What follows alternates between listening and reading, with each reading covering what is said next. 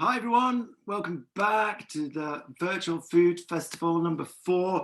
Hope you've had a nice break. We had a brilliant morning. We went over to Australia. We had a quick chat and a bit of a demo from Rick Stein, closely followed by a nice wine pairing with son Charlie, Anna Howe, Bruno Lube, Tom Hunt. They were all there having a little grown-up chat. And now we're into prime time with the rest of our virtual food festival, and we've got a stellar lineup we have got coming to you very shortly. We're going to cross over to my old mucker, Melissa Hemsley, and I love spending time with her. She's one of the most positive people to spend time with. I don't get to see enough of her, but we're going to virtually link and see her cook an amazing dish, and she's also championing a wonderful producer called Hod Madods, but we'll get her to talk a little bit more about that. And then we're going to get Joe Wood to chat a little bit about rock and roll and organic food, and that's going to be around about 6:40 or so. And then we're going to have Harry Redknapp with us around about 7:20, and we're going to tap into his wonderful food knowledge, although Sandra, his wife, tells me he doesn't really know where the kitchen is, but we'll see. Let's see if we can get Melissa over. Are you there, Melissa?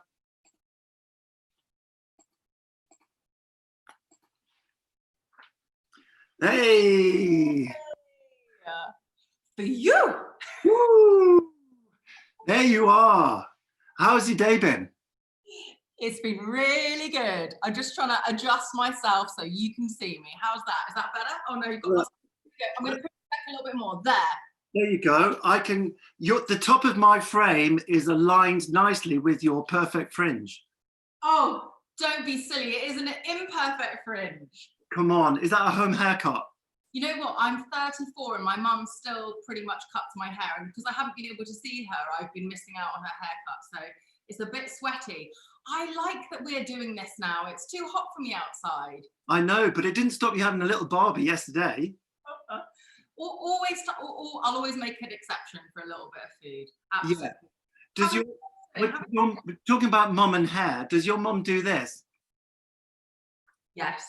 What is that all about? My mum will give me, she'll probably be compiling a list of things I've done wrong now. I can imagine her right now saying to me, Melissa, your board is too full. It looks worrying. So I'm just looking at what you can see and I'm thinking of all the danger zones. She's quite right. You've got to be safe in the kitchen.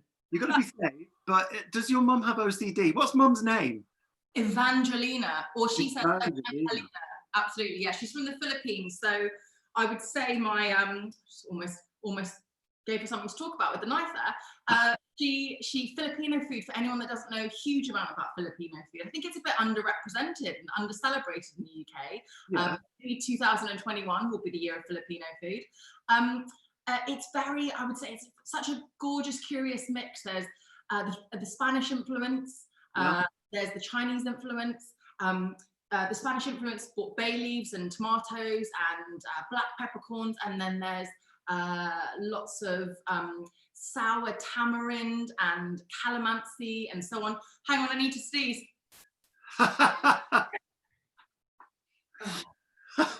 We're just in my kitchen, so it's okay. Bit hay fevery. Anyone else today? A little bit, yeah. I don't suffer too badly, but you know, I think it's a bit odd, isn't it? Because you know our old friend Rosie Burkett. Lovely Rosie, yeah. Well, we had a little demo with Rosie, and she said, "Hang on a second, I'm going to sneeze." And it never came. And I said, "Oh, you have to stare at the sun in order to get a sneeze." And she said, "No, I can't do it." Anyway, she battled through. And then we had Chetna McCann, who followed. And Chetna was choking on her own spices, and she was like coughing all the way through, and she was going, "Oh my God, you know, in this day and age of coronavirus, coughing, it's like doing a Nazi salute. It's terrible." We couldn't actually believe it, bless her.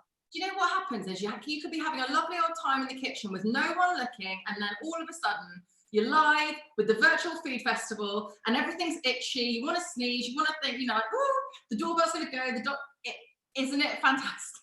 It's great. And you know, you just kind of walk out and just like sneeze and you come back in. Also, slightly cleaned, expecting our viewpoint was about here. So I'm just like, you know.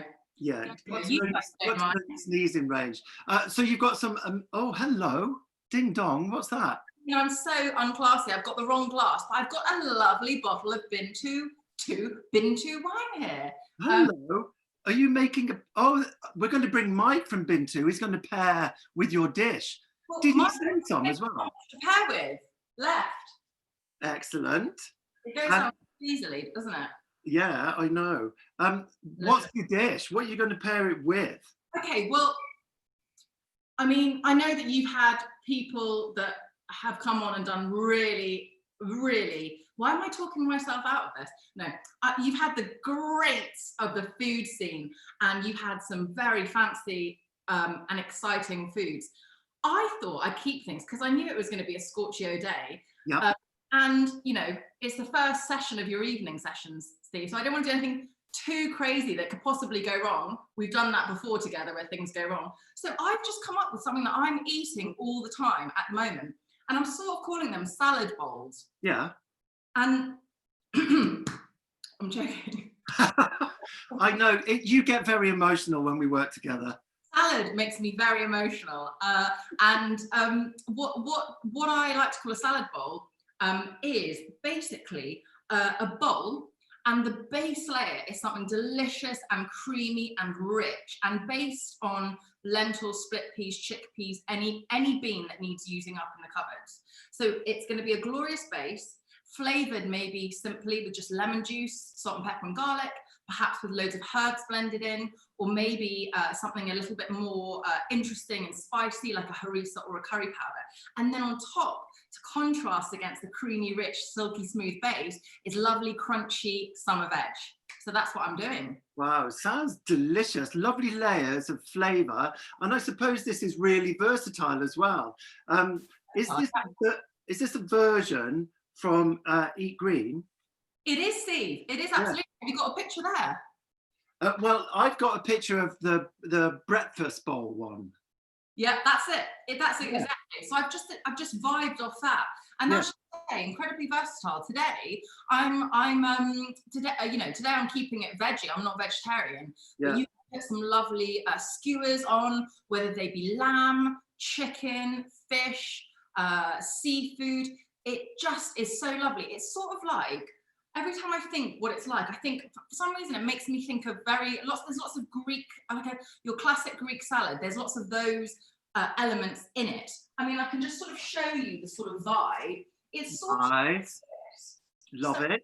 There it is with eggs, because I'm a fan of having boiled eggs any old time of the day. And it's got mint and so on, but I've just been in my very modest little veg patch, and I pulled out some rocket and some chives and some fennel fronds. And sometimes I pickle my veg a little bit and sometimes not, but I can just sort of mess around as we chat if you want. Do it. Brilliant. Because we love a chat. And the last time we did a demo together, I think I just got in the way, and it was roasting. Do you remember how hot it was? Poor Steve. And the last time I saw you down at the cottage was sort of almost the day before lockdown. It's the last time I left home, really. Oh, you've got it. Fab. Yeah, I'm sitting on it to get the right height for the camera on the laptop. Got whatever works. You know what? Actually, I remember the last time we did meet at River Cottage, and you were doing an event there, and you said, I think lockdown is going to happen. Yeah. You picked it. You called it, didn't you? I mean, I should be part of the government. Yeah. Well, you should be. And if you don't mind me saying so, I also remember something else you told me about lockdown as well, because I think you said that did you say that your toilet wasn't working properly? Yes. Yeah.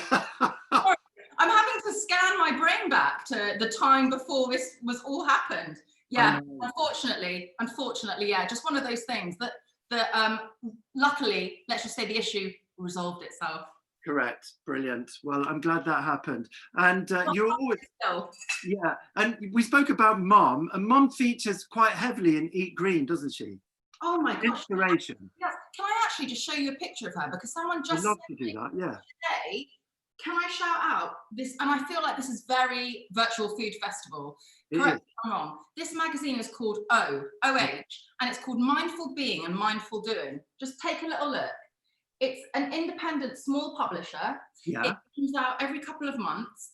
And my mother and I were asked just now, it's just come out, to feature in a regular piece called The Frugal Kitchen. And I talk in it about how my mother taught me and inspired. You know, we grew up in a house where even on the hottest day of the year, there was a pot of stock going. And that is my mum there, just so you've got a visual. Wow, brilliant picture. Yep. And in it, we make this gorgeous sour Filipino chicken soup. Oh, nice. Oh, you can see I love my eggs. There's another egg. Yeah. And we've used celery leaves in it. We've used lemon instead of calamansi, which would be the limey type lemon, orangey type fruit they use. You know, my mum, she's been living here for about 40 years. She still says every time she goes, obviously not now, down to Kingston Market, you can't get the greens you can get in Manila down in Kingston. Oh. So that's the only thing I think she misses, is like really amazing local leafy lovely dark greens. Oh, brilliant. Well, I hope she's watching tonight. I hope so. I do send her everything, and I told you she likes feedback. Yeah, great. And what ingredients are we going to start off with there? Okay, so I've done a little bit. I know you've got a jam-packed schedule and everyone's got lots of things they want to do tonight. So I've gone ahead with cooking up one of my favorite producers out there. They are called, I'm sure you're familiar with them, Hod Midods. Hod Midods. And what I love is I think their sort of byline is Britain's pulse pioneers, which I think is very catchy. I like These it. are organic split favas from Yorkshire. Ideal for dal, hummus, falafel soups, and more. I would agree, absolutely anything. And I came across them because my sister and I, who you know, Jasmine, 5 years ago, we went to visit a father and son, Peter and Andrew Fair, and they grow quinoa and chia in Essex. And they told us that in order we said, how can we send people to your quinoa to buy it? And they said, buy it via Hod Midods, who I know you've known for a long time, who are this fantastic collective of farmers who've all pulled together and teamed together to make the offering of versatile pulses and beans and all the good stuff more widely celebrated. Because I find a lot of people sort of just stick to a chickpea. Yeah. And chickpeas are great, aren't they? Well, chickpeas are amazing, but it's really nice once in a while to be able to buy locally, buy British, and get a sort of indigenous native variation on something that you always use. Absolutely. And I think as well, it keeps things more interesting having versatility when it comes to your tinned area of your cupboard, or if you can, I think a lot more people over the last 3 months, not saying that we've had a lot of time on our hands, because of course a lot of people have been incredibly busy, and stress and so on, and not had much time to cook. But I have felt, you know, when you can feel the murmurs on social media, I have felt that a lot of people have been finding comfort in going back to basics, whether that's making sourdough, which I don't do, or cooking their pulses from scratch, which I do, or whatever it is. There's pleasure in the process, isn't there? Yeah, absolutely. I think you've hit the nail on the head. There's a lot of running around. I mean, we're homeschooling with the girls, which takes all day, but you know, you do take the opportunity to create from scratch, and I think that's the enjoyment of food, and you know, buying locally and supporting suppliers. That's what this is all about. Well, and have I even yet said congrats to everyone at the festival, because you're just absolute legends. I can't believe it. I can't believe what you've achieved. And I think it's so exciting, and my heart goes out to all the people whose festivals have been cancelled this year. And I think you're going to inspire so many people now that this is one way forward, and it's fun. I mean, I'm having fun. Don't know anyone else. Well, it is fun, and thanks for saying that. I mean, you know, we're a small team, and Ross and Gemma and Jack and Ellie, who you know, who's kind of, you know, here with me, but invisibly behind the scenes, just making it all happen. We're having a chat, but you know, we're ambitious, and I think it's nice to be able to do something. I'm just making I think hopefully an even nicer angle there. Let's have a look at you. Yes, better, because I was that's the one. Yeah, you were doing the curtsy, the continuous curtsy. I mean, we even tech rehearsed this yesterday, didn't we? We were like, we've nailed the position. Yeah. Things change. So I got ahead. Where's my lovely? So back to these. I'm using these lovely split favas.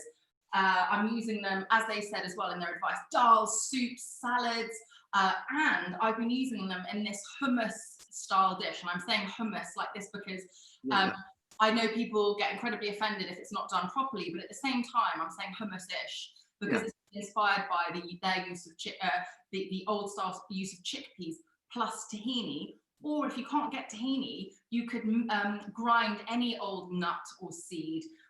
It just gives an extra layer of flavour. You can be without. So what I did was, where's all my? Here they are. This is what they look like. That's not what they look like. That's cheese. Cheese. Okay. That's what they look like there when they're cooked. Yeah. So that took me about 25 to 30 minutes. We'll come back to the cheese later, shall we? Okay. And then what I did was I just bunged them in my food processor, and much as you would a red lentil dip or a cooked chickpea, and I started blitzing it up with a lot of lemon juice and garlic. I can't get my wild garlic anymore, but I've been putting wild garlic here. So if anyone's still got their hands on some wild garlic, then I thought to myself, I wanted to use, let's bring out this bad boy. This is Stilton from Crockwell Bishop Creamery. That's a white Stilton. That is a white Stilton. I probably ruined it by cutting it. No. I mean, isn't there a specific way to cut Stilton that no one ever taught me? Well, it's not so much how you cut a Stilton, but it's how you cut a truckle of cheese, because it matures from the outside in. Yeah. And then if you take a slice out of it and then take the nose off it, then you're taking the most mature, tasty bit. Yeah. No, my nose fell off. I ate that bit. It crumbled beautifully as I cut it. So I've got a wedge. Yeah.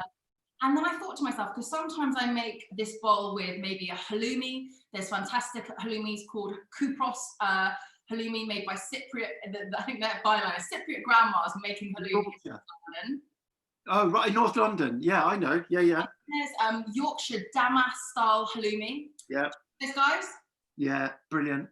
And they also have, because I love my feta, they have their version of feta, fettle, Fettle. But I have this gorgeous Stilton because it's been British Cheese Weekend, hasn't it? Just two weekends gone. Yes. I thought that I love Stilton. I really enjoy Stilton with like a mango chutney or a sort of So I thought about those spices pairing really nicely with it. And I had a really old, you know, when someone gives you a packet of their own spice blend and you just transfer it. I actually don't remember where this came from, but it's a gorgeous curry powder blend here. So that's not very helpful, but you know, work with what you've got. Yeah. I blitzed it in with my gorgeous bits. Did you put any oil while you were blitzing? Any oil? Thanks though, Steve. What I did do was I reserved some of the cooking liquid. Got really sort of starchy and lovely, and I added a bit as I went. And you know, it's a lovely thick.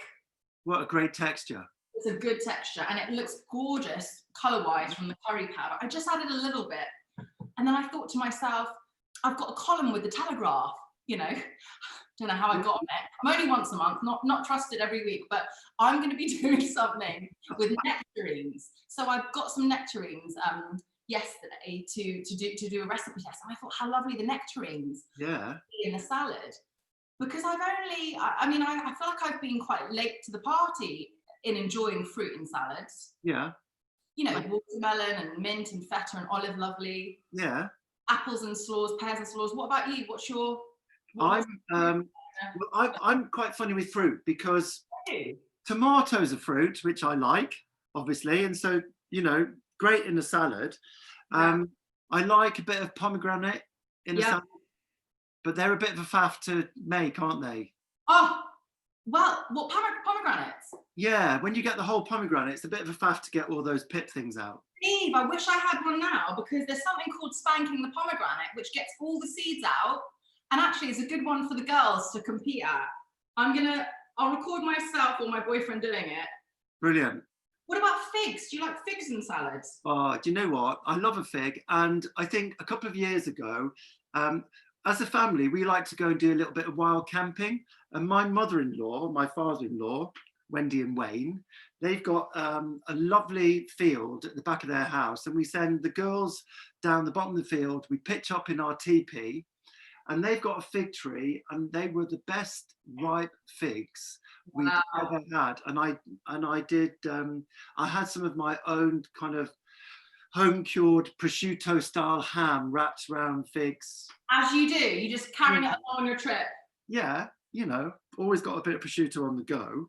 But yeah, figs are amazing. But you wouldn't put it in a salad. So okay, I feel like I'm preaching to the wrong choir, or whatever the phrase is. I can't remember it. Barking up the wrong tree with my whole pushing fruit in salads. Okay, so I like it. You. Do you know what I don't like about fruit? Yeah. I don't like warm fruit in a dish.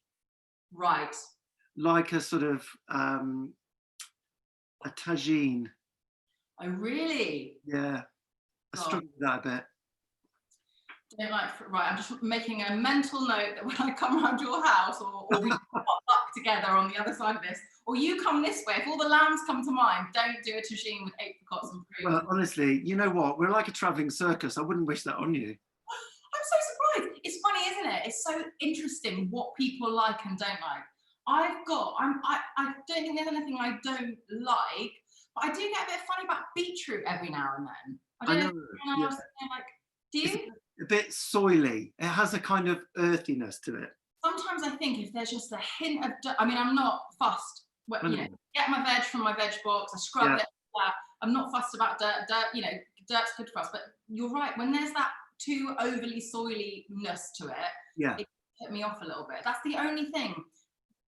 But then I'll eat then I'll go to someone's house, or I'll go to a cafe and I'll eat a beetroot salad or a beetroot soup, and I'll be like, oh, how delicious. Yeah, I know. Really nice. In fact, my mate Ross Geach, who's the kind of brainchild behind the Virtual Food Festival along with Jack, he cooks a really lovely, he grows amazing beetroot on the farm, but he cooks them dirty in the ashes of the barbecue, and they get really nice and charred on the outside and delicious. And another interesting factoid about barbecue and beetroots is that there's something, I don't know what it is, I'll look and Google in a minute, but there's something in beetroot and also brown trout that makes them taste that earthy flavour. Brown trout, you say? I say brown trout. It said brown trout. How interesting. Yeah. Okay. Well, that's it really. Just letting you know, I'm funny about beetroot. You're funny about fruit. Okay. Well, I'm not going to do it now. I might have put a nectarine in there, but I'm not going to. Hey, listen. Did you know? You know, lovely Dan Parker of Veg Power. Yeah. He wrote to me last week and said that because of school closures, restaurant, I don't explain closures. The particular veg that's getting highly weight, you know, we know sadly, tragically, there's always a lot of food waste. Yeah. Which is crazy when we consider that a lot of people, even, you know, down the road from any of us watching here are going hungry or not getting what they need. He said that especially tomatoes, cucumbers, and asparagus are not finding a home. So I also thought when we talked about what to make today, something really simple, something that you could eat breakfast, lunch and dinner, and something that uses cucumber and tomatoes. I mean, I'm being very lazy here. I'm really not doing much. I've got a little orange tomato. I'll keep on chopping as I'm just letting you know what's going in, really. Yeah. I'm just building a bowl that I'm looking forward to eating this evening. I'll tell you what I've done over here.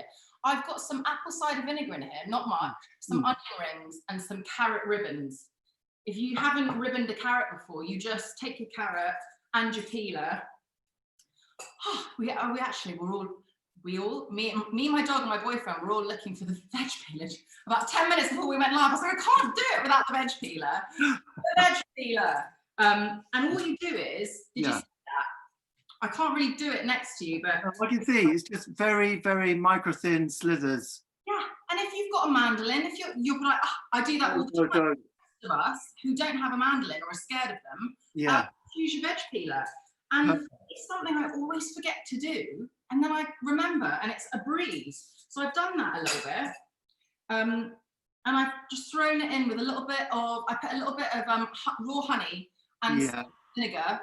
I had Willie's apple cider vinegar from, I think it's from and my carrots and my onions, and my onions are going to mellow a little bit in there. That's not helpful. I'm not very good at my angles, am I? No, you are. Hang on. You're the queen of angles. All of those big plates. And I'm thinking, how are you doing that without it slipping off? I tell you what, I'm not very good at a lot of things, but I'm quite good at balancing fruit on my head and holding the plate, touch wood, without it dropping.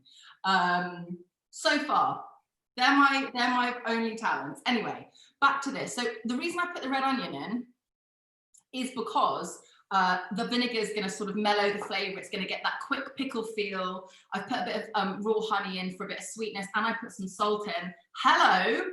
Oh, hello, ding dong. Friend, thank you for letting me know about them. They're amazing. About them. Yeah, lovely new company up in Scotland making fantastic sea salt. Yeah, in a brilliant, brilliant way. I mean, I haven't done a taste test, I'll be honest. I haven't sat and gone, how does that one taste that one? But in terms of like the shape of the granule, the flakes, I'm just into it. It's really, really lovely. 100% Scottish sea salt, West Coast by Windsea and Thorns. Oh, can't wait to get to Cornwall, can't wait to get to the Isles of Scilly, and can't wait to get to Scotland. That's where I'll be heading. What about you? Where are you going to be off to first? Well, we are in Dorset, and oh, let's get to Dorset. Yeah, that's okay. After we've been and stayed with you for 2 weeks, the whole family, the 2 dogs and the cat. That's what. Yeah. Definitely a trip to Cornwall.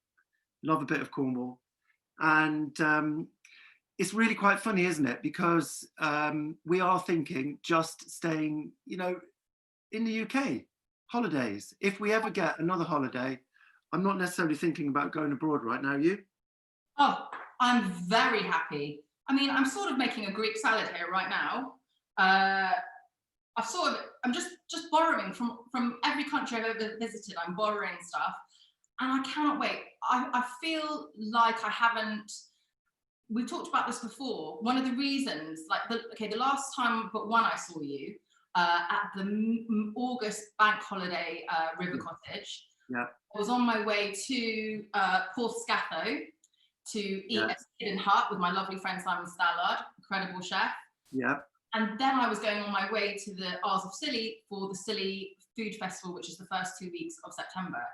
But 2 of the best weeks of my life. Yeah. And I don't have kids yet, but I've got a dog, and it's dog friendly. You can be barefoot everywhere. You don't need to dress up. It's glorious. You can eat. I feel like social media has made it very easy to be able to work out and plot where you want to travel around Cornwall based on, for me, coming from East London via Dorset, via you to Cornwall is lovely. It just makes the trip even better. Yeah, it is. It's just a short journey for us, but it's quite, you have to embark on quite a trip yourself from East London. Yeah, absolutely. And it's worth it. Also, another thing to do with the peeler. Remember when we chatted a couple of weeks ago, I told you about my friend Melek, a beautiful, wonderful Kurdish North London lady who I met when I was doing a Cook for Syria fundraising supper. Anyway, she was right, and I was telling you how much you love her food. Yes. And one day I was making a slaw. I feel like my favourite salad in the world is a slaw, but I was chopping this, and she was like, just do it with the peeler. So I'm so sorry, but I'm going to get the peeler out again. Have you ever done slaw with the peeler? Never. No. So let's just watch me do it now. Here she goes. Nice. Good peeling. Where was it? If it's such an important part of your kitchen repertoire, how did you flipping well lose it? Someone had done mojito night over there with a cucumber the other day, you know? So I'm making such a mess, but it's lovely because I know that a lot of people don't like raw cabbage in great quantities. I feel like cabbage is one of my absolute favorite veg, so I'm happy. But I'm gonna take this bowl right over to you when we finish, but I just want to show you, you can imagine how just glorious and subtle now the pieces are. So you still get the great crunch. How long have I got, Steve, before, who's on after me? The amazing Joe, Joe Wood's after you. Oh, lovely Joe Wood. How long have we got? I would say, well, I don't know, 10 minutes. Okay, cool. Well, I'm basically done. I'm just faffing. I'm going to fry some capers while we continue chatting. Oh, nice. Are they capers, or are they those kind of pickled wild garlic capers? That I've got a Hey Google thing, and it, for some reason, what did it say it thought I said? It just tried to tell me that it can't help me with the capers. That reminds me, Steve, let's not name drop, but our mutual friend is Gary Barlow, isn't it? Yes. Yeah. Gary Barlow came around here to cook with me, and I think we said, let's put some music on. And I said to my Google, like, you might have an Alexa and I've got the Google. And I said, hey, if I say it now, it might stop doing it. I said, hey, because they're always listening. Hey, Gary Barlow. And it went silent, or said something like, I don't know how to help you. Famous musicians of our time. And then I went and tried to do a northern accent. So I went, play Gary Barlow. And it started playing. And it really made us laugh, because it didn't get me when I was trying to do my accent, but when I tried to have a go really badly at a Manchester accent. Yeah, he's brilliant. He's a real foodie. He's an absolute. He loves getting stuck in, doesn't he? Yeah, and after he wrote a million love songs after me, we've been really close. We all think it's after us. Hang on, this is where I'm at right now. So wow, looking good.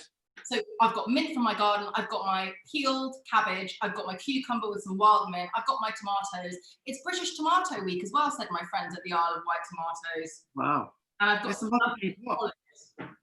Say again? It's hard to keep up with all these weeks.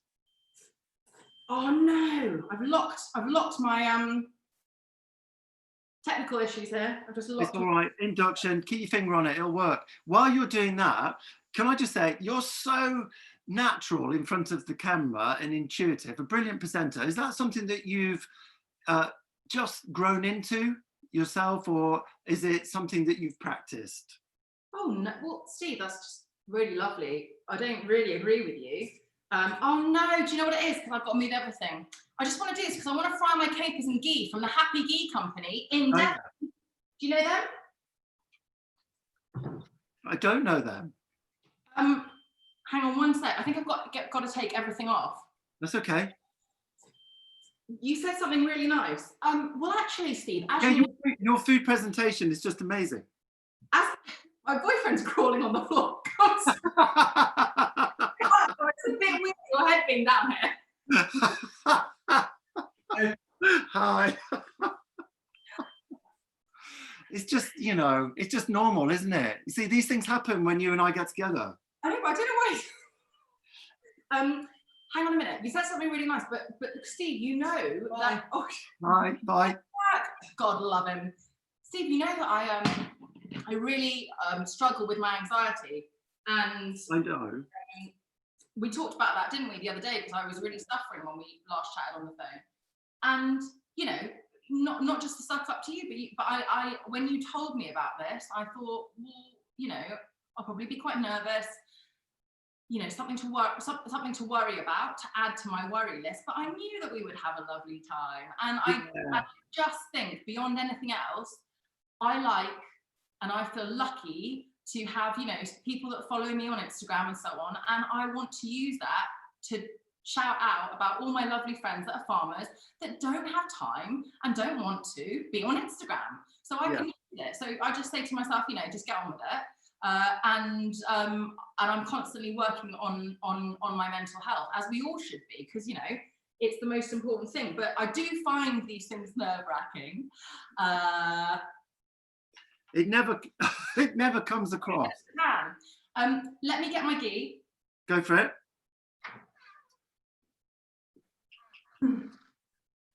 Are you going to make a costume change? Yeah, I'm gonna taste. It's got a taste of the West gold. Oh, nice. From Totnes. Yeah, just up the road from us. Yeah, shout out to Totnes. The thing is that, you know, you never come across as anything other than very natural and happy and chirpy. But I suppose that's one of the things, isn't it? But, you know, I've been following your feel good sessions on a Monday. Oh yeah, thank you. That's all right, on Insta. And, you know, you're always coming across as, you know, feel good food, always championing like fair trade, trying to be the person who's kind of holding a light up to other people. And, you know, you always seem positive. Well, I try to be positive, but also at the same time, I think that there is now, I feel less anxious talking about my anxiety. Yeah. If that makes sense. Yeah, it does. / I'm growing up, you know, and I'm at the point where I want to just be myself, because it's tiring to not be yourself. So maybe before, when I've gone, oh gosh, I'm so nervous, but I'll put on a front for this. Now I feel that, like, even me just telling you that, you know, doesn't feel like I'm really like bearing my soul. It just feels quite natural, because the more you talk about it, you really realize that absolutely lots of us struggle, and especially at the moment, and you don't have to. Maybe I would have always told myself someone else is worse off than you, just get on with it. But now that doesn't work long term. But bringing food back into it, I find cooking a very relaxing way for me to, you know, using my hands is a way, you know, when you're using your hands, you can't, for me, it feels like instantly something is released and something positive is gained. Yeah. So, and that is one of the reasons why I'm going to be, you know, I'm so looking forward to getting out into the fresh air and visiting as many farmers as possible. And there's no cure for these things, but you know, feel good food and looking after ourselves through food, and not just that, like, it almost doesn't matter what you're eating as long as you sit down to enjoy it, I think. Yeah. Like, I remember when someone once said to me, like, oh, I don't like kale, or like all these healthy green smoothies, and, you know, or I'm really healthy because I eat like this. Yeah. I'm not healthy because I like this. And I thought, well, there's absolutely no barometer that's saying it like that. Actually, it doesn't matter what you eat. Like, when I eat fish and chips, I'm not just eating the fish and chips. I am loving the whole experience of up fish and chips and the smells, and I want to eat them outside. And you know, in the rustle of the paper, it's all of those things. And same whether you're having your healthy salad or your glorious cake. Got my ghee going. Okay, well, listen, just while you're doing that, I want to say thanks for saying that, because by saying that and being so open and normal about it, you're probably helping a lot of people. I hope so, because, you know what, when I see other people talking about it, it really, really helps me out. And I think, you know, a lot of people are financially and have financially in a tragic way, and people have lost people, so we have to talk about it. And I love getting newsletters. Well, I don't love getting bad news from newsletters, but all the restaurants I love, I sign up to their newsletters, and I'm enjoying hearing from them when they write and say, we're struggling, or could you, if there's any way people have said they want to, how can we support you? If you want to buy a gift voucher for a future meal, you know, like, it's so important to put your heart on your sleeve and be honest about asking for support. No one's thinking you're asking for free money, but just, yeah, we love you. Whether you're a restaurant or a food supply, tell us how we can help you. Tell us if you're struggling, like, how can we connect? Someone I know said that they had produce that was going to run out and they couldn't bear for it to go to waste, obviously. And it took me 3 seconds to just pair them up with someone else I knew. And I was so pleased. And I feel that that's, you know, any one of us in the food community, as you well know, it's our job to help each other. Yeah. And it feels good. Yeah, absolutely. And on the subject of making connections, do you think should we bring Mike in? Yes, Should we please. bring Mike in from Finland? Yeah, let's make a connection. Come on, Mike. Come on, Mike. Get in, Mike. It's like, I mean, it's like positive therapy. Mike's in the wings. You've got your ghee on the go. Sorry, just remind me, what's going on in the ghee? What are you going to cook? I've just put ghee and I've just put some bog standard covered capers. Yeah, the capers, that's right. I might have put anchovies and olives too. Hi, Mike. Hi, Mike. Hi, how are you? How are you doing? All right. I'm all right. Isn't Melissa lovely? She's better than that. She's super lovely. And so are you. I can't tell you how relieved I am to find out that Melissa drinks, because what with the kind of healthy living angle, I dispatched off a couple of wines to her for for this demo, and I suddenly thought, crikey, what if she doesn't drink? And I got a reassuring word back that the rosé was already being cracked into at lunchtime. So I'm happy. Yeah, that's very good of you. And did anybody inquire about me at all? Or? I don't think there was any doubt, Steve, was there really? This one's for you, Steve, and all the lovely lambs. Thank you, darling. So we've got an amazing dish going on here, Mike. What did you just send to Melissa and not me to pair? Mate, you're making me feel bad now, but not that bad. So I sent Melissa 2 wines, and she's opened the rosé here, Vol de Nuit, which is from Provence. And is that it's the Blue from, Wolf? Pardon me? Is that the Blue Wolf? It is the Blue Wolf, yeah. And it's so cool. It's a really small producer. It's a really nice story of a husband and wife who've gone down, bought a vineyard. It's a sort of lifestyle thing they're doing. So Provence is packed with lots of big brand producers. Nothing wrong with that, but it's nice to be able to champion the little guy. And so they're a small producer. They're organic, and they're in the process of converting to biodynamic. So kind of organic plus. So real close attention to how they treat the vines. And it's called the Blue Wolf because wolves still run in the hills behind their vineyard. And the blue comes just because of the startling blue color of the sky, and the moon features on the branding there because it's so hot where they are. They harvest the fruit at night. Which is the biodynamic way, is that right? Yeah, there's a bit of that as well. So biodynamics, it's a torturous subject to go into here. But yeah, there's a lot to do with kind of phases of the moon, and there are a lot of practices that sometimes sound a little bit spiritual in their nature. But what the defining thing that I think I've noticed with all biodynamic producers is just they take care of their vines, so well, and they lavish more care on the vines than I probably do on my kids, and and I think that really shows through in the wines. They're just really, they've got a kind of certain purity about them.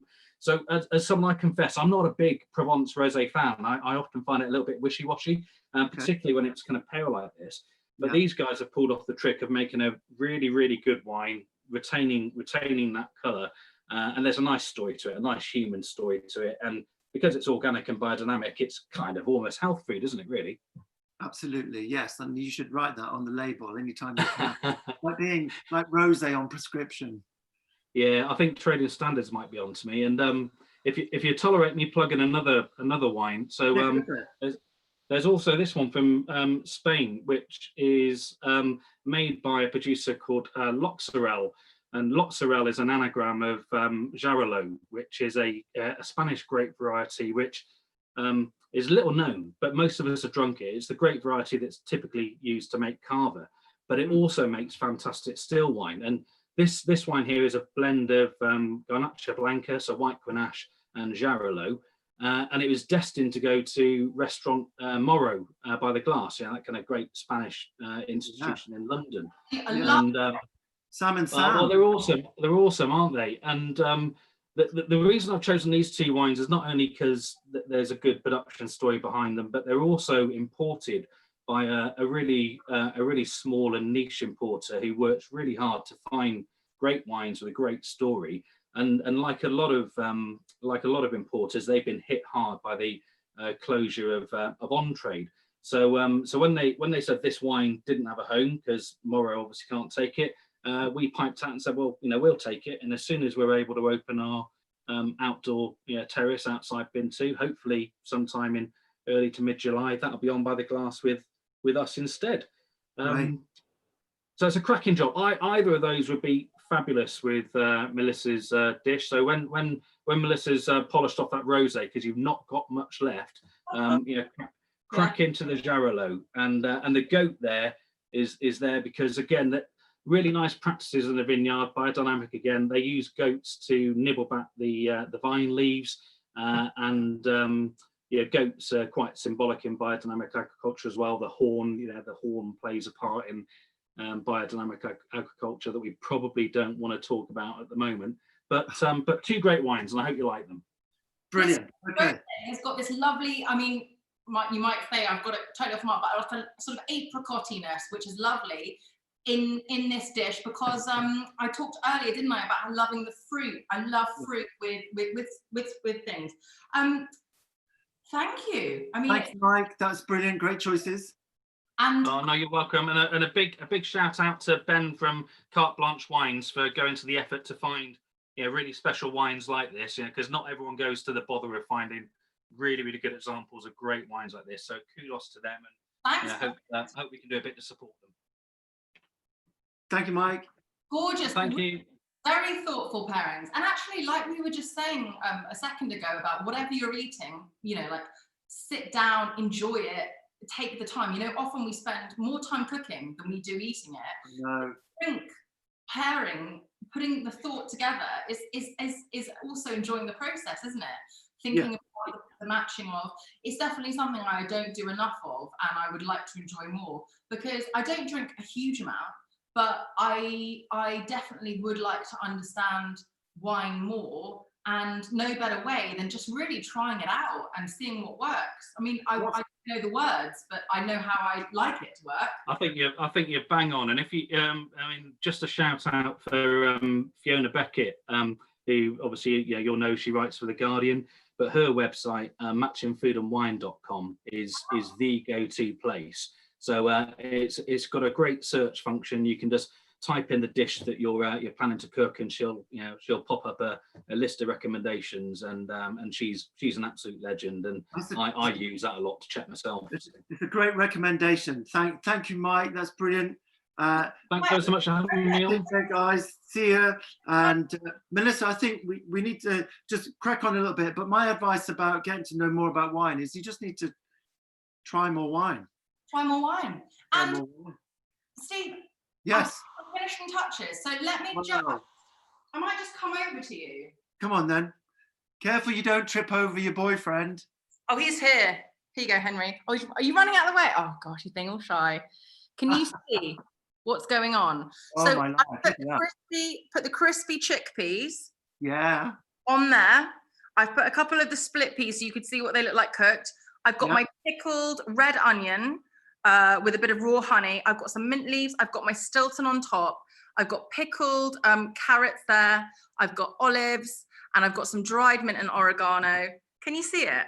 It's absolutely wonderful. Will you take a picture of it for us? I'm gonna. Great, and then we'll get that on our virtualfoodfestival.org website. Oh, Melissa, what a lovely chat and an amazing dish. Thank you so much. Thank you, everyone. Kim and everyone that took part. Enjoy, and I'm looking forward to seeing Joe next. Yeah, take care. Bye, Henry. Bye.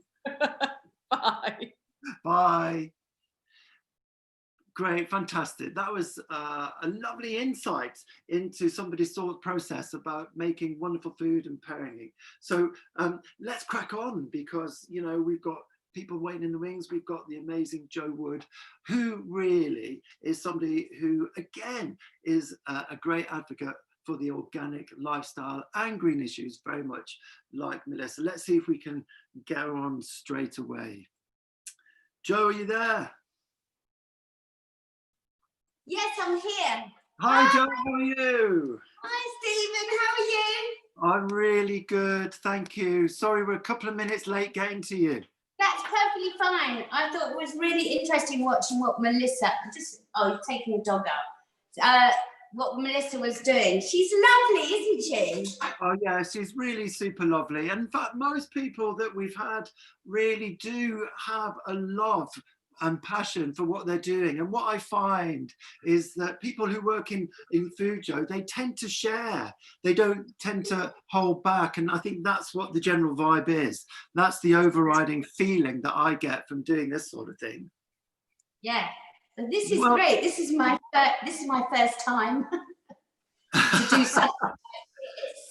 Well, thanks for choosing us to do it with. You look absolutely brilliant, shining in a lovely kitchen. Are you at home? Yes, I'm at home in Northamptonshire.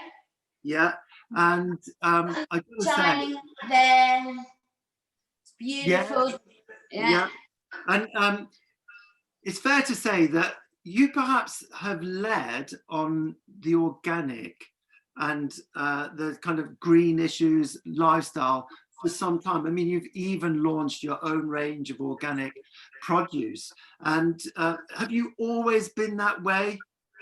No, I came into, I discovered organic food and organic living in the 90s after I was misdiagnosed with Crohn's disease, and I had that for 2 years on steroids, and I met this fantastic herbalist who cleaned my system out.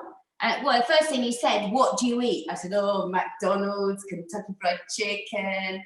I like to buy frozen food and put it in the microwave." And he said, "Stop now." And then he started telling me all about, he taught me so much. He taught me about genetically modified food, the chemicals on food, what they do to your body. They break down your system. I mean, he was just brilliant. He died a few years ago, but his name was Gerald Green.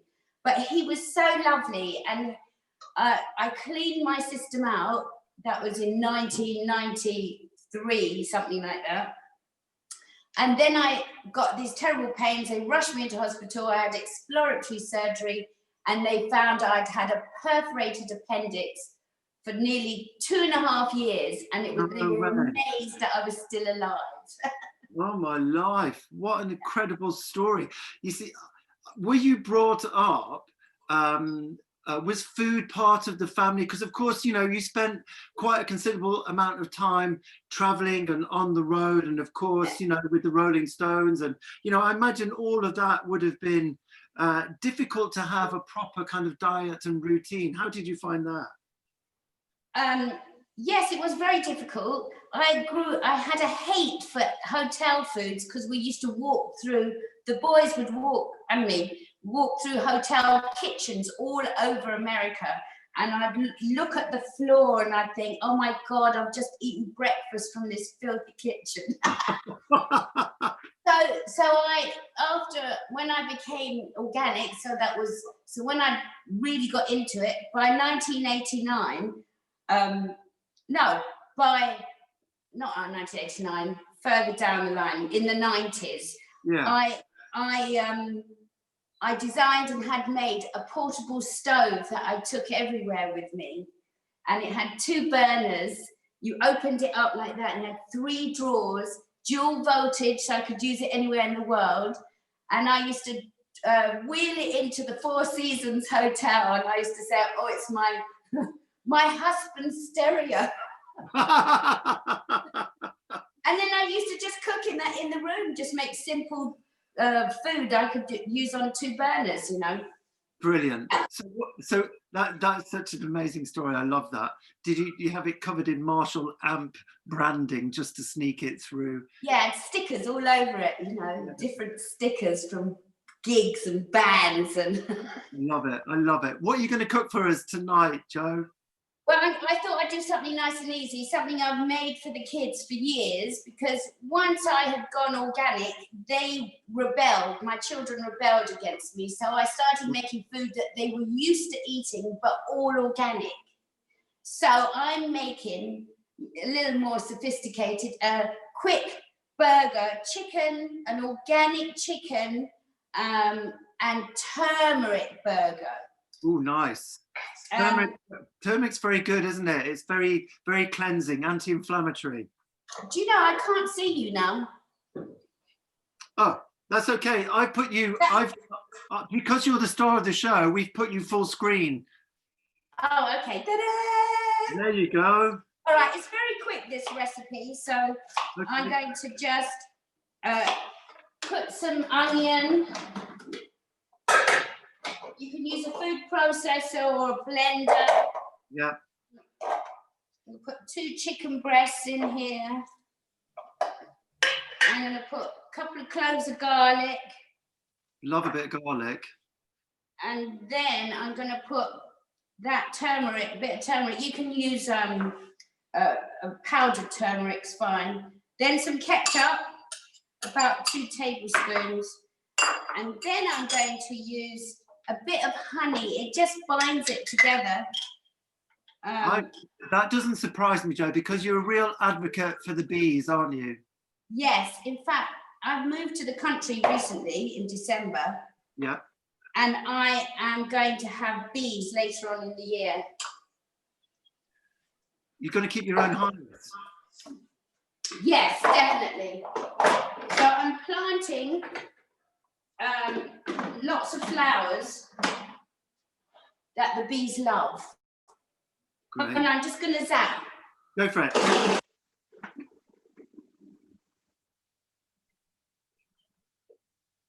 Just do this. It's different when you make it at home, and you know, I'm just so worried something's going to go wrong, but I know nothing much can go wrong with this because I've done it Don't you worry. so many times. This makes that 4 birds. That'll do.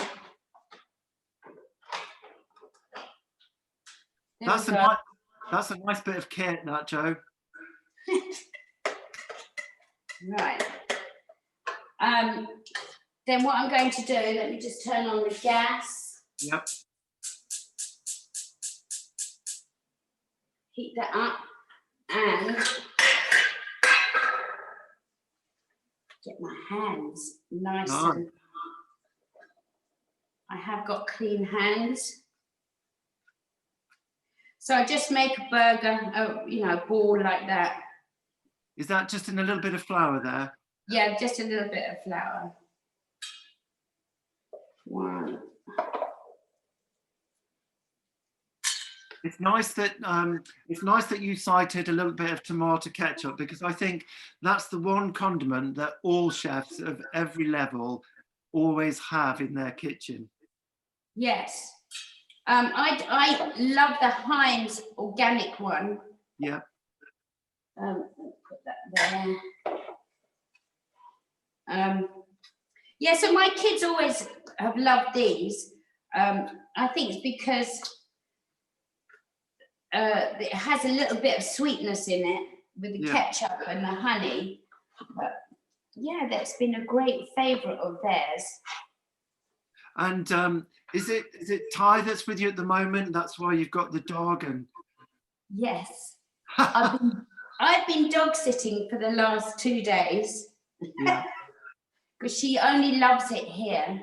Oh. Right, now I'm going to just go put this in the sink and wash my hands. Go for it.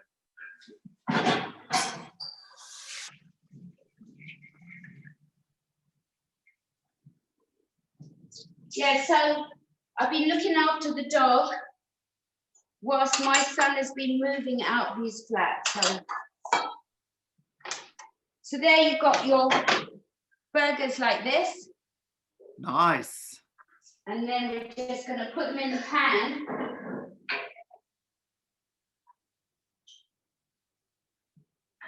And fry them up. They usually have about 5 minutes each side. Yeah. I reckon. Okay, and that's on a sort of low, medium heat? Yeah, medium heat, I'd say. Yeah. Great. So whilst they're cooking, I can cut up onion and tomato. I've got the lettuce from my garden. Because I've just moved here. Yeah. I'm just starting to do my garden now. I've got loads of stuff in the greenhouse. Yeah. Well, people say when you go somewhere new, you've got to let the garden go through the seasons in order to know how it's going to behave. So I guess it makes sense that now you're just really getting around to do it. Yeah. Well, I used to have a really big vegetable garden when I was married to Ronnie. And Yeah. I used to do this restaurant called Mrs. Paisley's Latin. And it was a pop-up restaurant in the house. And I just used all the food that I grew in the garden. And I had my friend Arthur Potts Dawson. I know. Yeah, yeah. Arthur's been down to River Cottage quite a lot. He was the chef, and we used to do it twice a year. And I started off with 25 people for dinner and night. And we ended up, we had like loads of people. It was like 60 people for dinner every night. It was insane. Life, that's more intense than a Michelin star restaurant. It was good fun. The only thing was that my friends would all come and they would not want to leave. Looking at my watch and they'd say, hey, listen, you guys, I've got to get up tomorrow and do this again. I hope they were generous with the tips. You know what? I can't remember. So there goes the organic. So I've got the bun here. Yep. Where is it? I've got some mayonnaise. Classic combination. On that side, I'm going to get some crispy lettuce here. And Joe, where do you source your when it's not grown in your garden? Where do you source your veg and fruit from? For years, I have used Riverford. Oh, great! Yeah. For years and years, you know, so yes, this is all their produce except the buns and the lettuce, but the tomatoes, the onions, the chicken, they are great. Yeah. And you get a delivery box every week. Yeah, and I get a delivery box. I usually like to sort of choose what I want, but at the moment, because of COVID, they just send you boxes that you just different vegetables in seasoned vegetables. So I just invent something. Well, do you know what? That's really interesting, isn't it? Because we get a box as well, and you know, it's a bit like a lucky dip. You just be creative with what you get, don't you? I love it. I do. Yeah, it makes you get more inventive. Now I have got some, like a couple I made earlier. Oh, great! Oh, hello. It's like Blue Peter. Here's some I made earlier. Actually, I did make 4, but my son's eaten one and I ate the other one. So we're going to just build this. Some fresh onions. Now, Joe, I know that you've got a very strong visual eye. And of course, you know, with your photography, do you apply the same kind of visual eye to plating a bit of food? Yes, I do actually. I like it to look nice. He says there's all the tomato. Take that. I like it to look lovely and nice and like on a lovely plate. Yeah. Like that. That looks really lovely. And the book came out last year, didn't it? Yeah, my book Stoned came out last year. It did really well actually. I'm very pleased. And it was pictures that I had done for years. They were just snaps. But I always was taking pictures and my friend said to me, put them in a book. And I thought, no, I don't know. And then he said, come on, let's go and talk to some publishers. So we went to see the publisher Octopus, and they said, let's do it. I was so shocked. Brilliant. Well, do you think you should go back to Octopus and say, now what about my cookbook? Yes, I do want to do that, actually. I would really love to do that. I'd love to do a cookbook. Because there's all sorts of things I love to make. You know, I just love cooking. Yeah, well, obviously, I mean, if you're going to let 60 people into your house on a nightly basis, then you've got to have some love for it. And I suppose now, not quite 60, but do you have 10 grandchildren? Yes. Great. So there you go. Always cooking for big numbers. Do you love to cook for the grandkids? Yeah, you see, they love my magic chicken as well. I do a great magic chicken where I soak the chicken bits in maple syrup and egg for about an hour. Oh, there's my son. Is that Ty? Yeah, Ty. We saw the dog just go out the back door. There he is. She, Papaya, named after a food. Great. I love it. So I cook lots for the grandkids, cook lots for the family. My son loves Ty loves cooking. Don't you, Ty? Yes, I do. Here, Ty, come and get your burger. Yes, I'm starving. Second burger, by the way. Come on, get into the picture. Hi, Ty. How you doing? Good. Brilliant. That's great. That looks absolutely gorgeous. Would you be Don't eat it just yet. I'm going to take a picture of it. Great. Fantastic. We're going to get Charlie. We're going to get Charlie starting to pair a drink with that, Joe. But when we come back, I want to talk about you've had a shared experience there with the burger, but I want to talk to you and Ty about a shared experience you had some time ago. I'll leave it at that. But let's get Charlie in. Hi, Charlie. Hi, Steve. Hi, Joe. Hi, Charlie. How you doing? Good. Excellent. Nice to virtually meet you. Nice to virtually meet you. Yeah, I've got some very good booze ahead of me. Good. So yeah, so I picked. I was watching earlier and saw that Mike had picked a Provence rosé, and Yes. I've been doing some research out on the balcony with a bottle of Provence rosé myself. So I think with that burger, this Provence rosé will work really well. For me, Provence rosé is the ultimate summer-loving wine. You've got the sun shining, you got this beautiful pink, beautiful color. You got the burger there. You're picking up the ketchup in the burger. You're picking up the sweet honey as well with there's a sort of residue sweetness in this rosé. And I just love the way that Provence rosé is blown up in the last few years. It's huge now. I've seen that Kylie Minogue's doing her own rosé. Brad and Angelina's done their own rosé, and they've really captured this idea of Saint-Tropez. You drink rosé, you think you're down in France by the beach. And this one is called Mado rosé. Mado. Okay, I've seen that. Yeah, it's from a really good wine supply called the Vintner that we work with in the restaurants, and it's £14. But it's just wonderful. Me and my girlfriend have had a couple of glasses on the balcony, and it's just perfect for summer, perfect field burger. Yeah. Yeah, well, I think I've got some rosé here. I don't know if I've got Mado, but I will have a beer with mine. You see, that's what I was going to say.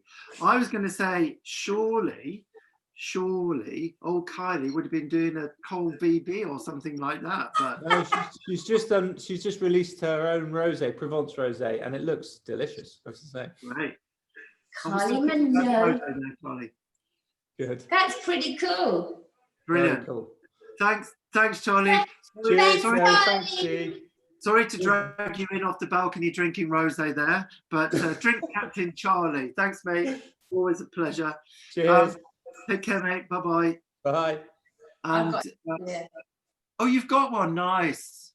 Lovely. Yeah.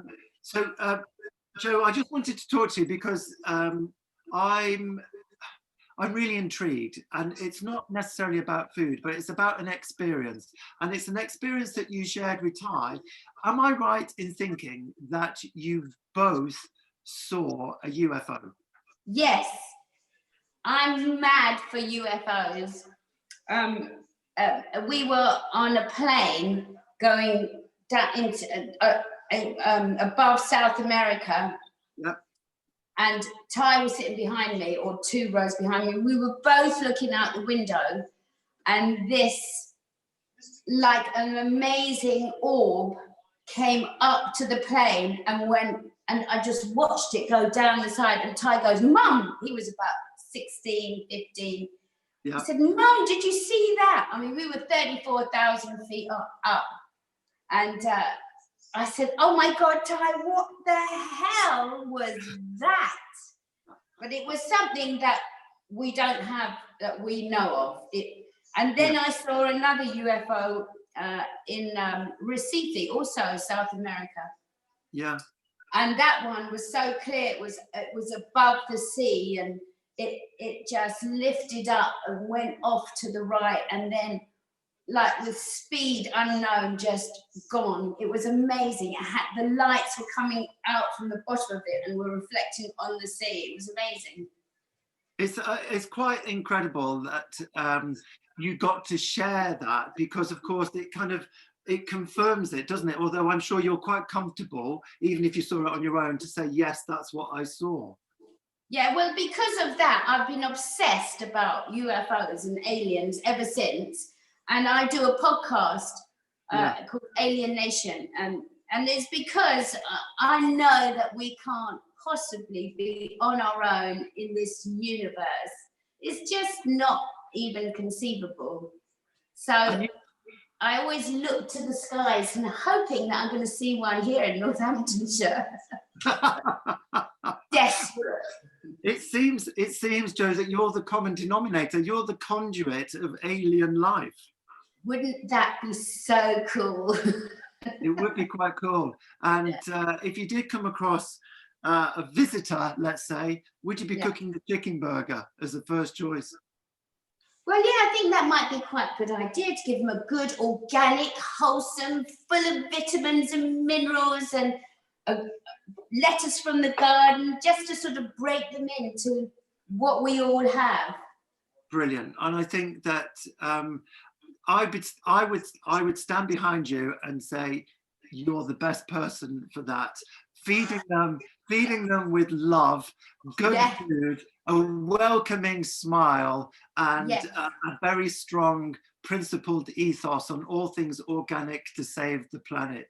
Yes, and I believe that if we all went organic, we'd create such a demand that all farmers, I mean, if England was an all-organic country, I can't think of anything more fantastic than that.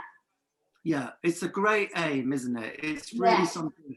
It's really something to aim for. Even if you did it in your own back garden and you tried and you grew something on a window ledge in a box, you know, whatever you can do, it makes a massive difference. And you know, we've been in some really strange times, haven't we, recently with this whole lockdown? But I'm like you. I live in the countryside, just outside of Lyme Regis, in Dorset, and the amount of nature and really wonderful skies and bird song. I don't know whether I'm just noticing it again or whether it's actually more prominent, because I think it's always been there. It's just we've always been too busy to stop and listen and look. And I think this time, even though it's a horrible time, is also a blessing, because we're all stopping, slowing down, loving our gardens, having to cook because the restaurants are closed. And I think it's so important to cook. I think it's so important to eat good food that's full of nutrition, because that way you keep a strong immune system, and when the viruses come along, you can fight them off. Yeah, I think that's good, strong advice. Joe, it's been amazing. Thank you so much for inviting us into your home and choosing to do your first live cooking demonstration, your amazing chicken burger with us here on Virtual Food Festival. And hopefully one day in person, it would be great to meet up and have a taste of that burger and a little beer as well. Yes, that'd be lovely. Thank you so much for having me. It's a real pleasure. Don't forget, take a picture of that and we'll get all of the details and all the recipe details on our virtualfestival.org website. Thank you, Joe. Thank you, Ty. Thank you. Bye, bye, Bye, bye. Stephen. Bye, bye. Great. Well, okay. So organic food all the way over to seeing UFOs and aliens. You know, that's the arc, that's the trajectory we go on. These are amazing people that we're chatting to. I hope you're enjoying listening and watching on our YouTube channel live. We're going to talk a little bit now about an initiative that both Ross and Jack have started. So the whole thing started as trying to support local producers and suppliers, because of course with the whole situation with lockdown and COVID and restaurants closing and the whole hospitality sector kind of falling on its knees, we decided to do something that we thought would offer a little bit of entertainment like this, meet some amazing people like we've had on this evening and this morning and all the other programs that we've done, but try and forge a link between the producer and the customer. So Ross and Jack came up with a brilliant idea. It's called Food Market. So the Food Market is basically, it's a food box using ingredients currently sourced from Cornwall, but the idea is to grow it. And if any of you saw our Fringe program last night, we championed Primrose Herd, which is a heritage rare breed pork producer. And there's a duck one as well. And in the box, you get all of this amazing produce, and you can go on our virtualfoodfestival.org website to order it. On there you'll see a little green button, Food Market. Press that, order that, and if you order it before the end of play tomorrow, Sunday, then you get that box delivered to you. And I think it's about 45 quid. It works out to around about 4 really lovely portions of amazing produce. And of course, one of the things we want to do is to engage you in food. And Jack Stein has produced 2 amazing cook-along videos just to help guide you through the steps of creating a lovely dish using those amazing ingredients. And of course, Jack's all about the provenance, all about celebrating, as well as a really nice way of guiding you through cooking. So that is yours. It comes with the box, Food Market, on virtualfoodfestival.org website. So, well, we're coming up to the end of this particular session, and we've got the amazing Harry Redknapp, who's going to be joining us. One of the things that we've also done is we've partnered with Crowdfunder, and Crowdfunder is an amazing initiative which helps get projects funded, and they've got a really massive community helping things grow and become reality. We've partnered with them because we can use their platform to offer you folk at home to pledge to come and sit on the front row. We've had some really great people come and sit on the screen with us throughout our time working with Crowdfunder. And just for, I think it's a £5. I think for £5, you can pledge on Crowdfunder now to try and get on the screen and have a chat with myself and Harry Redknapp. And we can't promise we can get everybody on because that would be a bit crowded, but you can also ask questions on our YouTube channel and come across. Okay, so what we're going to do just to get ready for the last session is I'm going to have a little break of 5 minutes, and we're going to have a quick chat with Harry in the wings. And so if you set your timer, if you want to come and see one of my all-time footballing heroes, Harry Redknapp, on the Virtual Food Festival YouTube channel live, come back in 5 minutes. We'll see you then.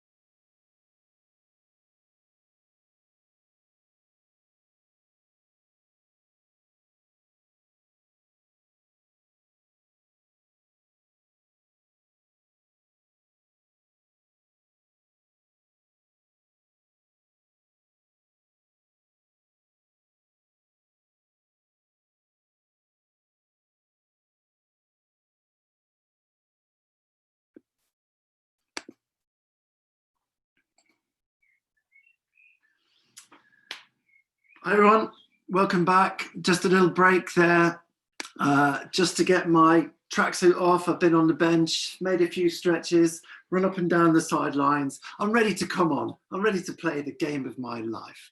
And I've got somebody who's going to manage this for me. I think, personally, for me, and I know that other people feel this way, Harry Redknapp, the best England manager we never had. And yet, here he is with us tonight on the Virtual Food Festival. Here we go. Harry Redknapp, all-time football hero. Come in, Harry. Your time is now.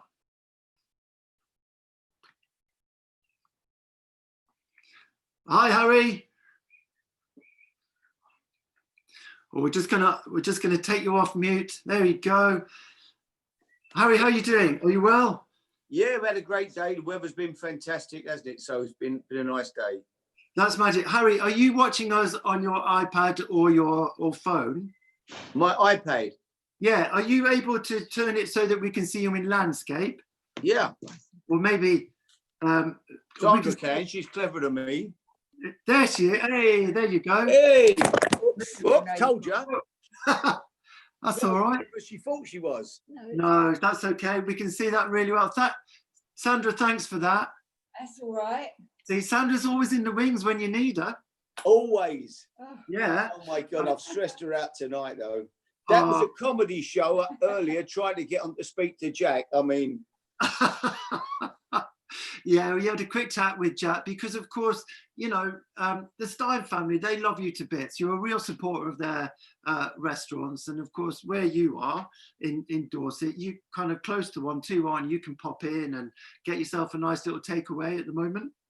It's made such a difference to us where we live, that restaurant. I couldn't tell you. And the people round here and everybody, people, somebody, you go on a Saturday night, there's people come from all over the country to come and spend a weekend here and to go into Rick Stein's restaurant. So, but we walk across the road, we absolutely love it. And we go in there as well, you know, for coffee in the mornings at 10 o'clock, read the papers. I mean, it's amazing. They even get my Racing Post for me, which is just fantastic. I was going to say, get in there with a coffee and have a nice little flutter. They're brilliant.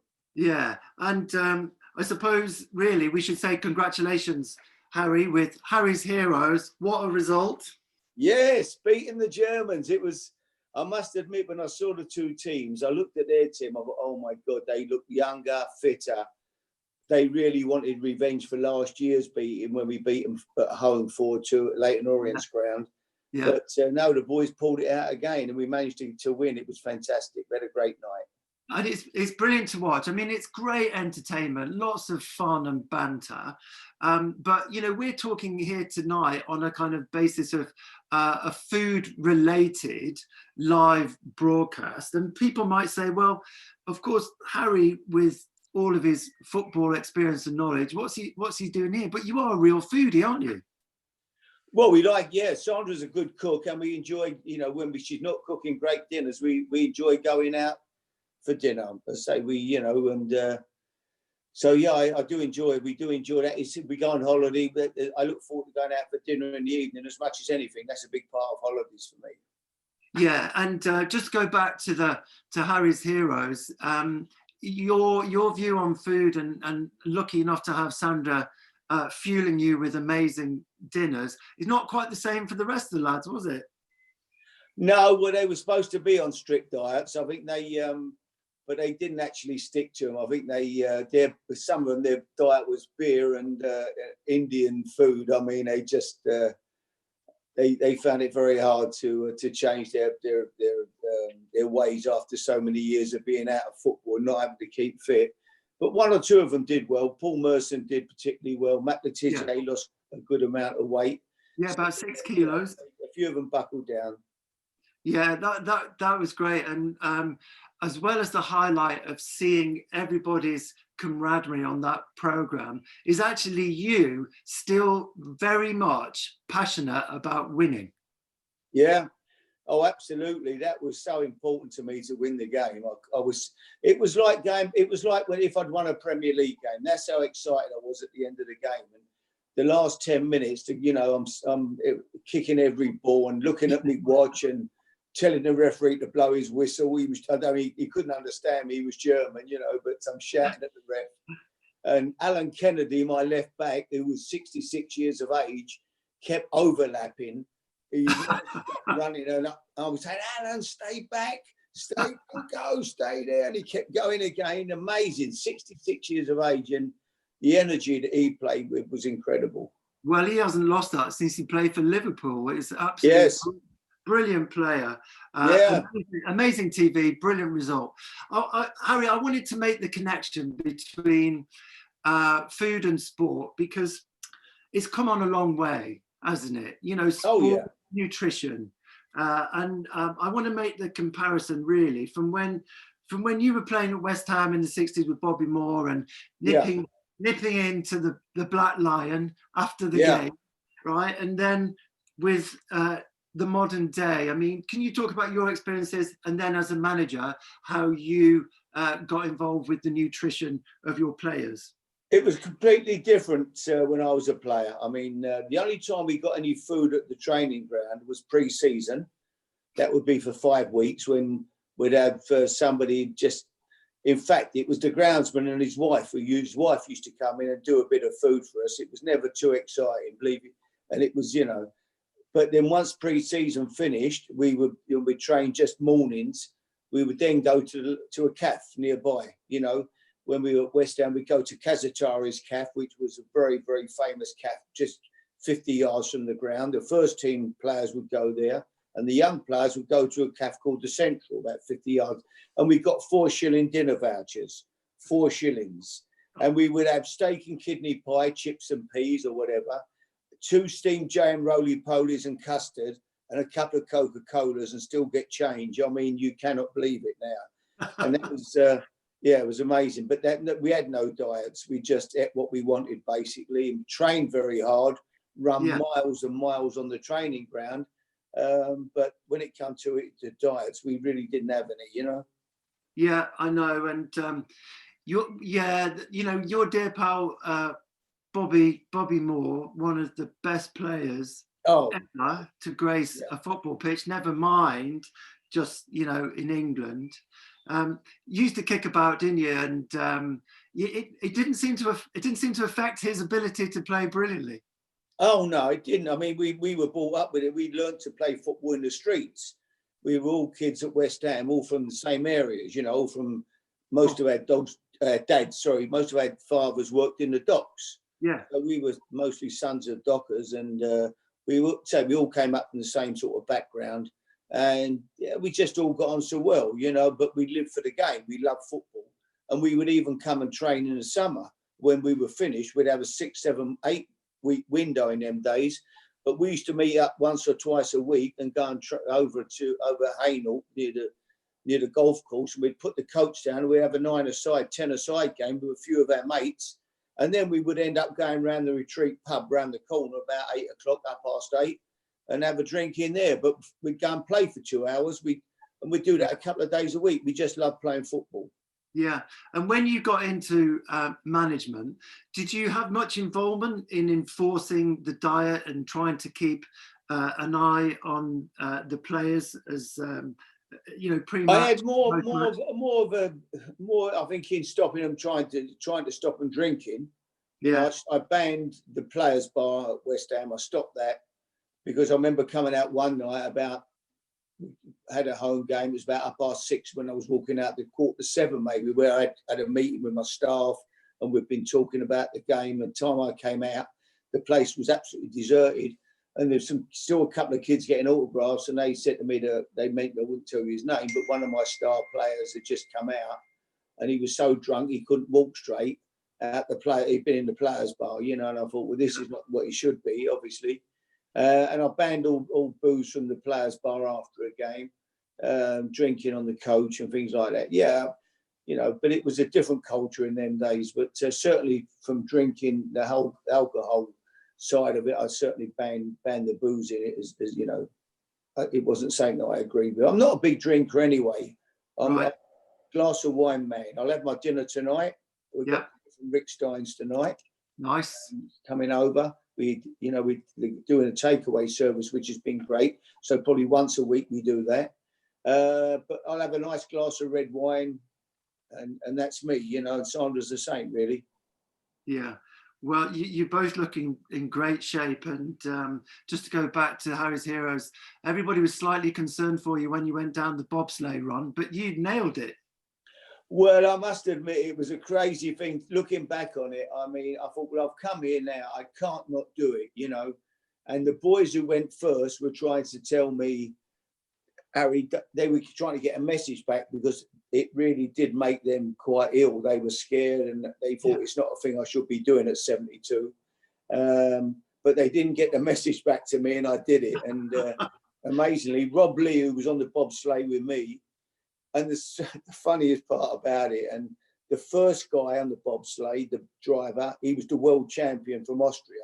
Yeah. I think the second guy was the German who won the Olympics. And I've got a guy from London, right?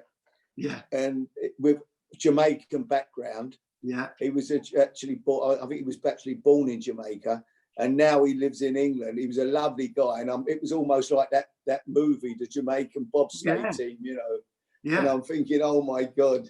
But he was brilliant, and we actually did the fastest time, so it was good. Good. I'm glad that wasn't a bit of TV editorial magic. I'm glad it was. You did actually win it. And I screamed. I must be honest. I screamed all the way. I mean, Rob Lee got off. Rob Lee was completely gone. We had to get him straight back to the hotel. He went to bed. He was 2 days. He was unwell. It shook his body so bad. What? I mean, 90 mile an hour. You honestly think you're going to go turn over or go whizzing off.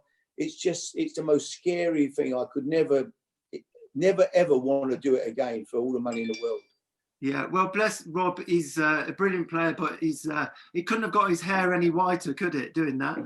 No, and John Barnes was the same. John, after he did his one, we got back up to go back to the hotel, and John was very ill as well that night. It really made a mess of him. It's not a thing that you'd recommend to anybody to do. Well, let's just talk a little bit about eating food and strange food, and not necessarily stuff that makes particularly anybody feel hungry. Let's go back to your time as King of the Jungle in I'm a Celebrity.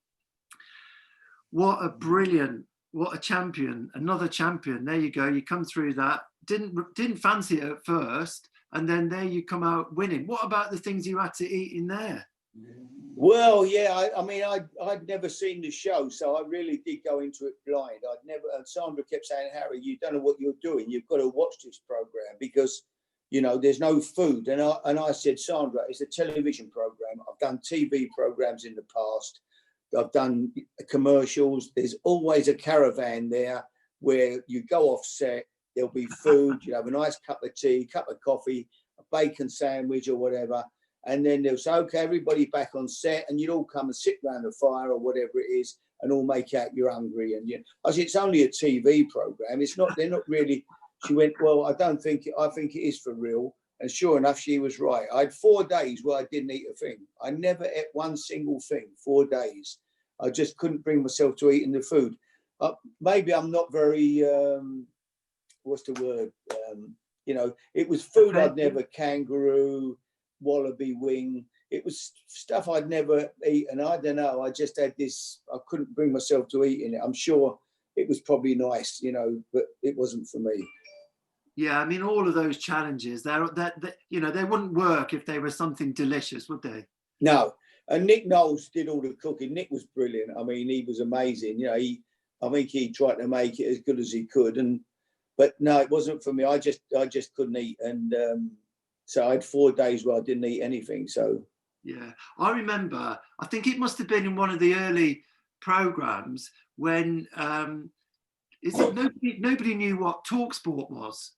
No, I'm looking around after my first day in there, and I'm thinking, hang on, this is going to be tough. I don't really know anybody. You know, I knew I'd seen Nick on TV and one or two of the other, but I didn't really know anybody. John Barrowman I'd seen and knew, but never, you know. But they were all from a different world to me. They were showbiz or whatever they did, you know, TV people, actors, singers, and no one had any interest in sport. It was only Nick Knowles who had any idea really, and he wasn't. You know, Nick wouldn't say he was a rugby man. He loved his rugby, so.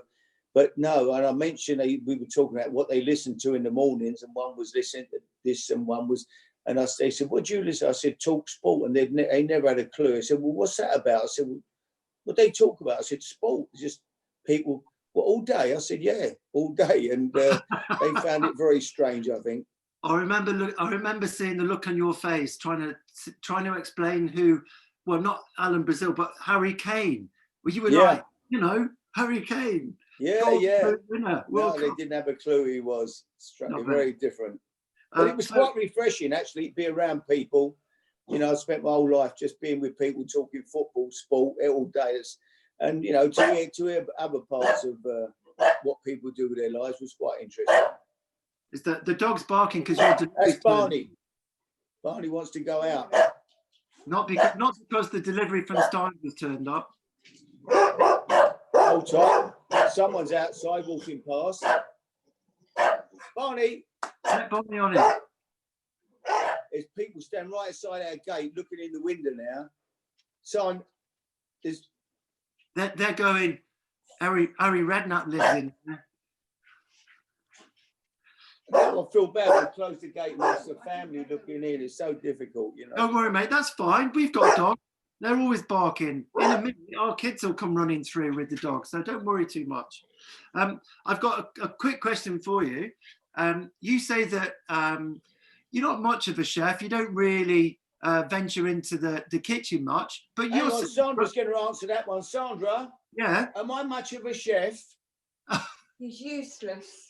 What? He's useless. I'm not. Sit down, Sandra. Come and join us. Does Harry know where the kitchen is? Just about. He has been making me cups of tea, actually, in lockdown. But apart from that, nothing else. Well, what about this jam roly-poly thing then? Oh no, I couldn't make one. No. Sandra could, but no, we've been eating fantastic dinners, really. Yeah. We've had lovely fish delivered from down in Cornwall, Yeah. And we've got great butchers down here. So we've been very lucky. We've been getting takeaways from Rick Stein's and Guildhall Tavern as well. We got, didn't we? And so the food's been great. Yeah, so fish and chips we have. Yeah, can't beat that. We live in a very sort of foodie environment. There's loads of brilliant stuff. Harry and Sandra, we've got somebody who wants to join us on screen, somebody who's pledged to come and ask you a question. Can we bring on Fran? Is that all right to ask a question, Harry? Yes. Great. So you should be able to see them come on the screen in a minute. Hi, is that Fran? Yep, that's me. Hello. Hi, Fran. How are you doing? I'm not too bad, mate. How are you? Good. Great. My question for you, Harry, is if you could sign one player in their prime, who would you have picked out of Steven Gerrard, Frank Lampard, even though I know he is your nephew, and Paul Scholes? Oh, my God. Do you know what? My England midfield at that time would have been them three. I could never believe it when people kept saying they couldn't play together. I'd have sat Scholesy in the middle and let him sit in and get it off the back four and play. And I'd had Frank and Gerrard making runs and scoring goals and box to box incredible players. That's an impossible question. I'd probably go with, if I had to, I think they were all fantastic. I'd probably go with Stevie Gerrard. That has made my day. Thank you very much for that answer. But all three of them, I think they should have played together in midfield for England. I think they would have been a great midfield. No, that's brilliant, mate. That is literally, honestly, that has made my day. Like Liverpool, 4-3-3. England could have played that way with Scholes, Gerrard, Lampard. Yeah, that's awesome. Thank you very much. Fran, pleasure. Fran, who's your team, Fran? Oh, I'm a massive Liverpool fan. Massive, always have been. Brilliant. Well, can we keep Fran on a second? Harry, let's just talk a little bit, because you're 2 games away from winning the Premiership and you well deserve it as a team. Yeah. Long time coming.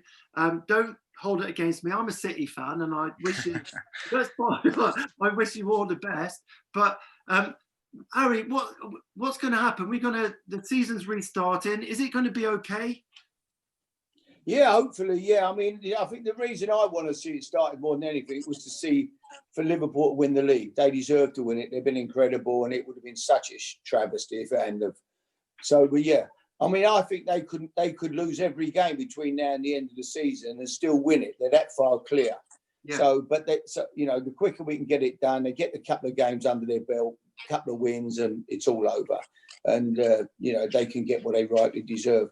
The big interest is going to be at the bottom. That's where the big interest is going to be. There's 7 teams down there, and any 3 of them could go down. I wouldn't like to write, and even Norwich, I wouldn't write them off. I've been quite impressed with Norwich this year. I think they've played some real good stuff and been very unlucky at times, and they are a little bit adrift, but you can turn it. I went back to Portsmouth from Southampton with 10 games to go. We had 18 points. And we stayed up. We end up with 38 points and stayed up. We got 20 points out of 9. We took 20 out of 9 games actually, and we stayed up. So it's not impossible. It's wide open. That's where the interest is going to be. Liverpool win it, and then it's the battle at the bottom. Yeah, fair play. Well, what's your view, Fran? You think you're gonna do it? Yeah, I mean, well, I'd really like Arsenal to beat Man City. Obviously, first game back, and then Liverpool beat Everton and win it against Everton would be like the most icing on the cake you've ever seen in all your life. Yeah. And then a guard of honour at the Etihad would be even better in front of all your fans. Good. Yeah, I don't know where we get these people from. Who got Fran on? I've no idea. Fran, take care, mate. Best of luck. Thank you very much, Harry. Nice to meet you. Good, nice talking to you. Thank you very much. Bye. See you, Fran. Take care. Thanks for coming on. And he's pledged to come and chat to you via our crowdfunder, and that will go to charity. Can we bring my mate Ross on, please, Harry? Yeah. So, Harry, this is Ross. And Ross, this whole virtual food festival, it was his idea, really, with Jack. He's a massive Hammers fan. There he is. Hello. Hello, Ross. Hi, Ross. Are you doing all right? Lovely. Yeah, lovely it's good. To meet you, Harry. We so when we come up with the idea of the virtual food festival, you know, we've been champion local suppliers, we've been champion chefs, champion restaurants, and we've been working a lot. Steve and his wife Ellie, myself and Gemma, Jack. There's a big team that have been working really, really hard. And then when Jack said, "Oh, I think we've got Harry," I said, "Oh, well, my friend Peter Mert, he knows Harry from up at Sandbanks as well. So he's a very good friend of mine from back in Padstow, and I'm a Hammers fan, and good. And it's hard being a Hammers fan down in Cornwall, because to get up to London to watch a football game is quite difficult.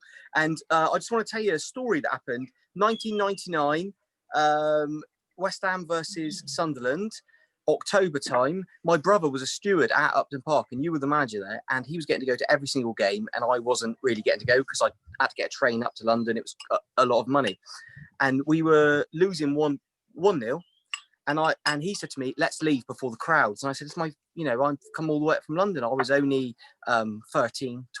And he said, "No, mate, West Ham aren't going to come back from this. Let's leave now." And I was like, he's my big brother. He's about 10 years older than me. So I believed him. I left the ground. And as we left the ground, we heard the whole of Upton Park erupt. The second we walked out of the door, and I had to watch the goal on Match of the Day. Oh, no. Yeah, and that's what my brother will kill me for telling that live, but that was my first Upton Park. Brilliant.